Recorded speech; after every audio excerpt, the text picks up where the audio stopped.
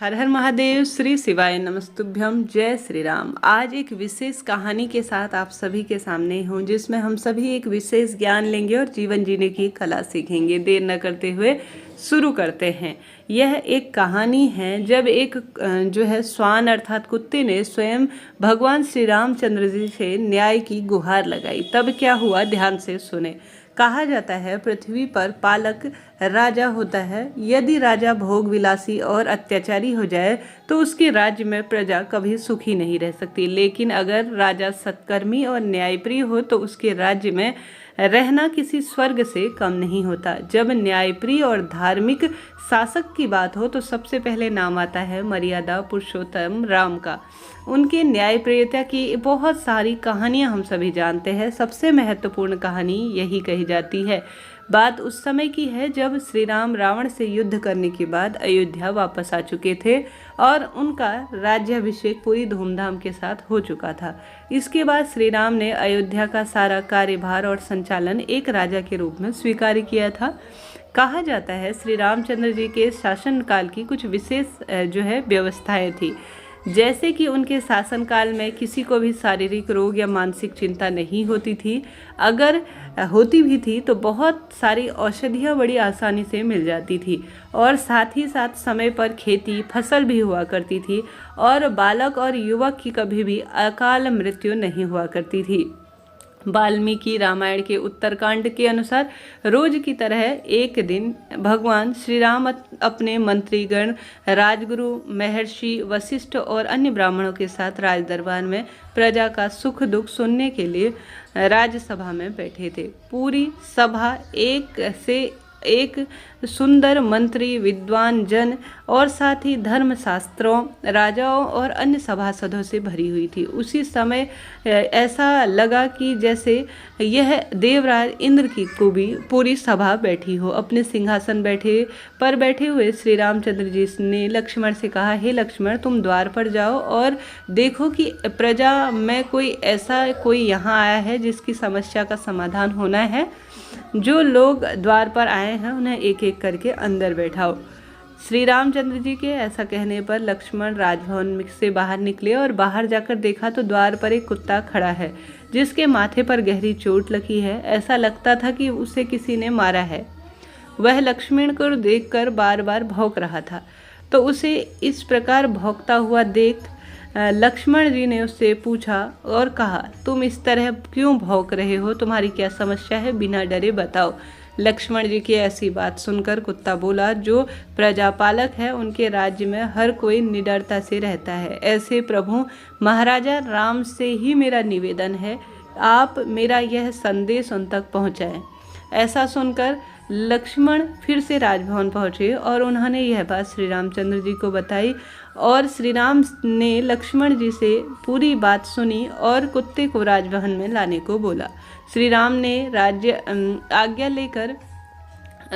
जी से आज्ञा लेकर लक्ष्मण उस कुत्ते को राजभवन में पेश किया। श्री राम ने कुत्ते को देखा, तुम्हें जो कहना है बिना डरे मुझसे कहो, हम वचन देते हैं तुम्हारी जो भी समस्या है उसका अंत होगा।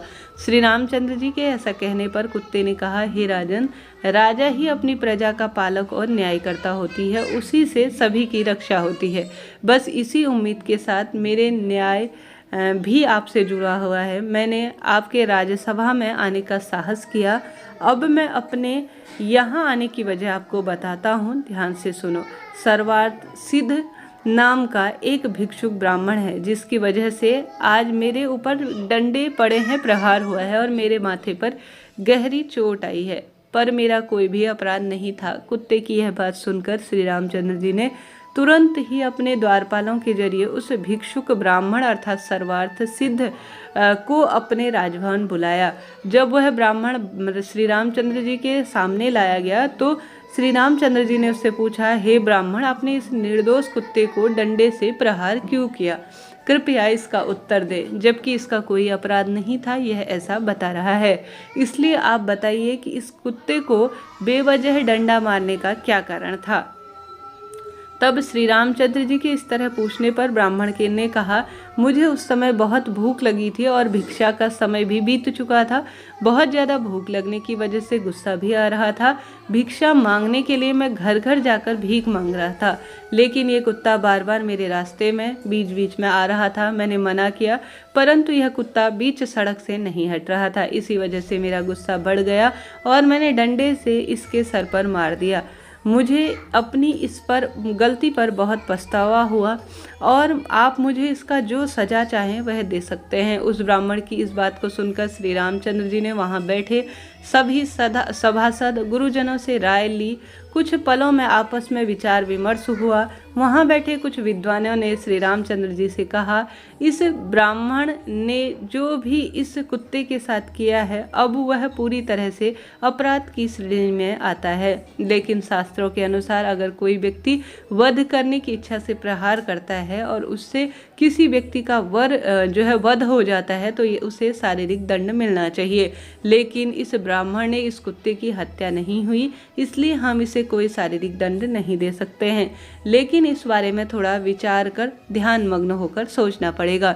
यह सब बातें हो ही रही थी कि इसी बीच कुत्ते ने श्री रामचंद्र जी से एक निवेदन किया कि राजा, जैसे ही आपने मुझे वचन दिया कि मेरी समस्या का हल मुझे संतुष्ट करके देंगे, इसलिए मेरे विचार से इस ब्राह्मण को कालंजर में एक मठ में महंत बना दिया जाए। अगर आप ऐसा करें तो मैं आपके न्याय से पूरी तरह संतुष्ट हो जाऊंगा।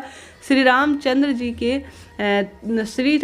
जी तो स्वयं भगवान के अवतार थे और वह जानते थे कि कुत्ते की इस बात के पीछे क्या रहस्य है। इसलिए उन्होंने तुरंत ही उस ब्राह्मण को कालांजर में मठ का महंत बना दिया और वहां से राजी खुशी विदा कर दिया। लेकिन इस घटना के बाद श्री राम के मंत्रीगण बहुत ही सोचने में पड़ गए कि हे प्रभु, हे राजन, इस ब्राह्मण को महंत का पद देकर उसे आपने तो दंड नहीं, एक उपहार स्वरूप वरदान दे दिया। किसी महंत को पूजनीय माना जाता है समाज में। बताएं। तब श्री रामचंद्र जी से उस कुत्ते ने कहा, श्री रामचंद्र जी, पिछले जन्म में मैं महंत और मठ था, देवताओं ब्राह्मणों का पूजा करता था, दास दासियों के साथ न्याय करता था, देव आदि की संपत्ति की रक्षा करता था और हमेशा शुभ और अच्छे कर्म करता था। लेकिन इन सब के बाद भी मैंने कुछ छोटी छोटी सी गलतियां की और मेरे अंदर आ गया पूर्ण रूप से घमंड। और आप सभी की जानते हैं कि घमंड करने से पूरे पाप जो हमारे पुण्य कर्म होते हैं वह नष्ट होकर पाप कर्म बढ़ जाते हैं। और इसी वजह से मुझे पिछले जन्म के फलस्वरूप कुत्ते का जन्म हुआ है। तो ठीक यहीं पर यह बात लागू होती है। तो फिर ऐसा क्रोधी किस काम का है जो अपना धर्म छोड़ चुका है, स्वभाव से क्रूर है, कठोर और मूर्ख भी है। ऐसा ब्राह्मण तो महंत बनकर भी अपना ही नहीं बल्कि अपने साथ साथ 7 पीढ़ियों को भी नरक ले जाएगा। बस यही सब सोचकर मैंने आपसे निवेदन किया। इस तरह इसे किसी भी तरह का शारीरिक दंड भी नहीं मिलेगा और आपका मान भी रहेगा, साथ ही इसे कर्मों का सही दंड भी मिल जाएगा। इसलिए मैंने श्री राम को बहुत बहुत धन्यवाद करता हूँ जिसने मुझे न्याय दिलाने में मेरी सहायता की। कुत्ते की यह बात सुनकर सभी सभासद बहुत प्रसन्न हुए और कुत्ता वहां से चला गया। कुछ समय बीत जाने के बाद कुत्ता काशी चला गया और अन्न जल त्याग कर अपने प्राण त्याग किए। इस तरह से इस कथा से हमें यह सीख मिलती है, अहंकार किसी भी प्राणी के लिए कुछ भी ठीक नहीं कर सकता, चाहे वह अच्छे कर्म करे या बुरे कर्म, परंतु उसका एकमात्र अहंकार कि स्वयं मैं ही सब कार्य में सिद्ध हूँ, यह सभी कार्यों को अर्थात पाप कर्म पुण्य कर्म को नष्ट कर पाप कर्म को बढ़ावा देता है। एक अच्छे कर्म करने वाले व्यक्ति को कभी भी अहंकार हो जाता है कि उससे ज़्यादा पुण्य इस संसार में उसके अलावा और कोई नहीं कर सकता, लेकिन वह भूल जाता है कि जिस दिन उसके मन में अहंकार जन्म ले उसी दिन उसके सारे पुण्य मिट्टी में मिल जाते हैं और उसके मरने के बाद उसे कहीं भी गति नहीं मिलती। तो यही बात जो है हमें अपने जीवन में भी उतार लेनी चाहिए। अपने मन में अहम की भावना कि मैं इतनी अधिक पूजा कर रहा हूँ, मैं इतना अधिक धन अर्जन कर चुका हूँ, मैं यह दान पुण्य कर चुका हूँ, ऐसा कभी मन में नहीं लाए। परिवार में, समाज में आपका मान सम्मान है तो कभी भी मन में अहंकार की भावना आ गई जिस कारण से आपने क्रोध कर दिया और अपनी जबान से कुछ भी गलत निकाल दिया, तो आपके द्वारा किए जाने वाले पूज्य और परम पूजनीय कार्य हैं वह पूर्ण रूप से खत्म हो जाते हैं और सारे जो नेक कर्म है वह धूमिल हो जाते हैं। मन में कभी अहंकार नहीं लाना है, किसी तरह से गलत भावना मन में किसी भी तरह से क्रोध के स्वरूप में नहीं बोलनी है। जिस तरह से उस ब्राह्मण ने मात्र एक बार क्रोध कर क्रोध तो ठंडा हो जाता है, परंतु जो कर्मों की गति है वह हमेशा हमारे पीछे चलती है। हमारे द्वारा किए गए कर्म कभी भी हमारा पीछा नहीं छोड़ते। क्रोध एक बार आता है और उससे उत्पन्न कर्म हमारे पुण्य को नष्ट कर देते हैं। जय जय श्री राधे।